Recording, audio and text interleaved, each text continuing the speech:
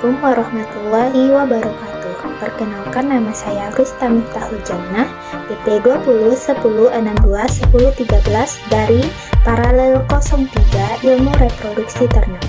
Baiklah, pada kesempatan kali ini saya akan memenuhi tugas ilmu reproduksi ternak, di mana saya akan menjelaskan satu persatu mengenai anatomi dan fungsi organ reproduksi ternak jantan dan ternak betina, dan selanjutnya akan saya jelaskan mengenai hormon serta estrus. Baiklah, pertama-tama kita akan membahas organ reproduksi ternak jantan. Di sini saya akan mulai membahas dari organ reproduksi bagian luar sampai ke organ reproduksi bagian dalam. Pada organ bagian luar ini dimulai dari penis. Penis pada sapi berbentuk bulat, panjang, serta elastis. Dan penis ini juga memiliki dua fungsi utama, yaitunya untuk mengeluarkan semen dan untuk mengeluarkan urin. Dari penis akan dilanjutkan ke preaputium, yaitu bagian yang berasal dari kulit yang merupakan alat pelindung penis dari pengaruh luar dan kekeringan. Selanjutnya yaitunya skrotum. Skrotum merupakan kantong testes, yaitu bagian yang berfungsi untuk mengatur testes di epididymis supaya selalu berada dalam suhu 4-7 derajat Celcius, lebih rendah dari temperatur tubuh. Dari skrotum kita beralih ke saluran reproduksi, yaitu epididymis, di mana epididymis ini berasal dari bahasa Latin. Epi artinya di atas dan didymis artinya testes, berarti di atas testes. Epididymis ini berbentuk bulat, panjang, serta besar pada bagian pangkal yang disebut dengan kepala. Epididymis ini juga memiliki fungsi sebagai tempat pematangan, sebagai transportasi, sebagai konsentrasi, dan untuk penyimpanan spermatozoa. Dari epididymis kita beralih ke saluran vas deferens, yaitu merupakan organ yang dapat berupa saluran panjang yang terletak di bagian belakang buah zakar yang berfungsi menghantarkan sperma saat terjadinya ejakulasi. Selanjutnya yaitunya uretra, di mana uretra merupakan tempat mengalirnya urin dan sperma. Di sini uretra juga tergantung pada tempat bermuaranya ampula sampai ke penis. Pada kelenjar juga terbagi atas 3 bagian. Yang pertama kelenjar vesicularis, kelenjar protesta, dan yang terakhir kelenjar selanjutnya yaitunya gonad atau testes, di mana gonad atau testes adalah alat reproduksi primer yang memiliki fungsi untuk menghasilkan spermatozoa dan untuk menghasilkan hormon androgen dan testosteron. Pada gonad atau testes ini juga terbagi atas 4 bagian. Yang pertama lobus, yang kedua tubulus seminiferus, yang ketiga epitel penuh, yang keempat yaitunya sel interstisial. Itulah penjelasan mengenai organ reproduksi ternak jantan. Selanjutnya akan saya lanjutkan dengan organ reproduksi ternak betina. Baiklah, pada ternak betina ini saya juga akan mulai membahas dari organ bagian luar sampai ke organ bagian dalam. Yang pertama, di organ bagian luar terdapat klitoris, di mana klitoris ini dia homolog dengan penis. Yang kedua ada vulva, di mana vulva ini juga homolog dengan skrotum. Pada vulva ini terdapat banyak kelenjar klutil.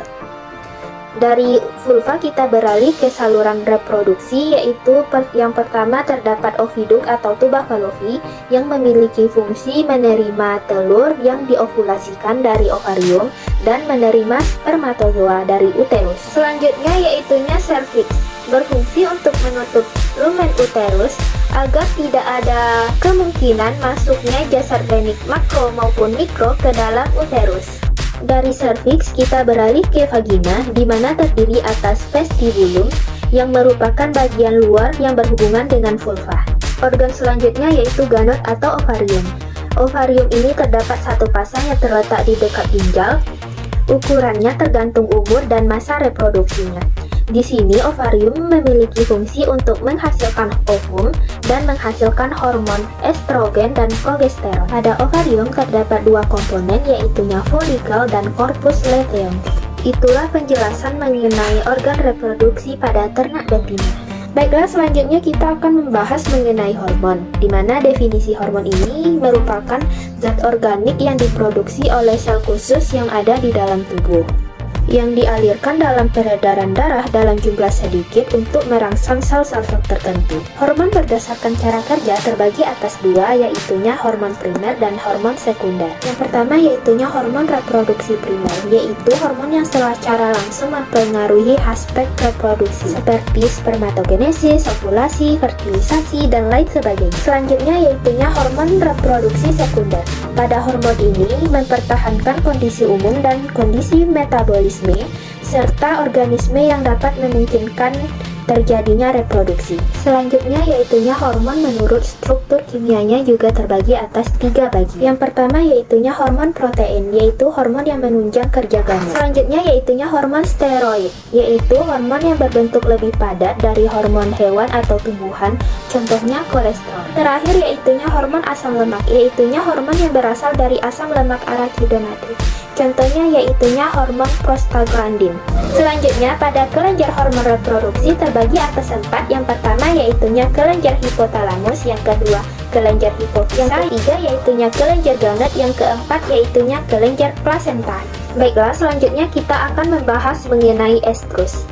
Estrus atau disebut juga dengan berahi, di mana saat hewan betina bersedia menerima pejantan, maka itu akan dinamakan dengan estrus. Pada hewan jantan tidak terjadi estrus yang disebut dengan libio. Ada juga yang dinamakan dengan siklus estrus, di mana merupakan jarak antara estrus dengan estrus berikutnya. Selanjutnya yaitu fase-fase estrus. Yang pertama proestrus. Proestrus adalah fase persiapan yang dimulai dari 2-3 hari. Dan gejala-gejalanya sebagai berikut. Pertama yaitu perubahan tingkah laku seperti gelisah. Selanjutnya peningkatan aliran darah, perubahan organ bagian, perubahan alat reproduksi bagian dalam, yaitu pada ovarium terjadi perubahan folikel dan pada tuba falopi dan uterus terjadi perubahan vesikularisasi yang tinggi. Pada fase proestrus ini hewan belum mau menerima pejantan. Selanjutnya yaitu fase estrus. Fase ini sangat penting di mana hewan betina sudah mau menerima pejantan. Tanda-tandanya yaitunya gelisah, nafsu makan menurun, mendekati pejantan, dan apabila didekati oleh pejantan tidak lari. Waktu estrusnya yaitu terjadi rata-rata antara 8-16 jam. Dan apabila di IB-nya pagi, maka estrusnya akan terjadi pada sore hari. Dan sebaliknya apabila estrusnya pada pagi hari, maka IB-nya pada sore hari. Perubahan organ reproduksi bagian dalam pada fase estrus ini yang pertama yaitu folikel itu pertumbuhannya tinggi dan ovum telah masak. Selanjutnya dinding folikel menipis dan menonjol keluar ke permukaan ovarium. Sini ovarium berkembang menjadi lebih panjang dan serviks banyak mengeluarkan lendir. Selanjutnya yaitunya fase medestrus yang merupakan fase segera setelah berakhirnya estrus. Pada fase medestrus terjadi antara 1-2. Pada fase ini terjadi ovulasi. Tanda-tandanya masih ada, akan tetapi sudah menolak hewan pejantan. Terjadi perubahan pada ovarium dan endometrium menjadi memanjang. Serviksnya tertutup dan terdapat cairan yang kental, dan pada sapi terdapat sedikit darah. Yang terakhir yaitunya fase diestrus. Terjadi antara 16-19 hari. Merupakan fase pada estrus di mana tidak terjadinya kebuntungan atau tidak terjadi reproduksi atau hewannya tenang. Pada fase ini endometriumnya bergerak, memanjang serta bergenerasi. Korpus homorganiumnya. Fase ini merupakan fase terlama pada siklus estrus. Itulah penjelasan yang dapat saya sampaikan mengenai anatomi organ reproduksi ternak jantan dan ternak betina serta hormon beserta estrus. Kalau ada yang salah mohon dimaafkan. Assalamualaikum warahmatullahi wabarakatuh.